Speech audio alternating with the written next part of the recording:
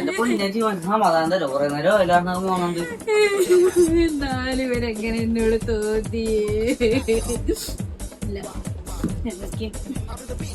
എന്റെ കാരണം അറിയാണ്ടിരിക്കേ ചേച്ചി സുന്ദരിയാന്ന് അറിയോ? ആ ഷോണക്കാലം പോവാൻ പറ. എന്നാലും എന്റെ മുടി കൊള്ളൂല്ലാത്തോണ്ടായിരിക്കാലോ മാറാൻ പോലത്തെ മുടി കഴിച്ചാണ്ട് കാണാം. സ്റ്റൈലായിട്ടൊക്കെ നടക്കും. ശരിയാണ്, ചേഞ്ച് വേണം.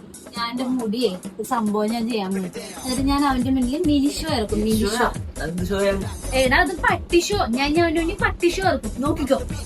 എന്നാ പിന്നെ പോയാലോ ഞാൻ.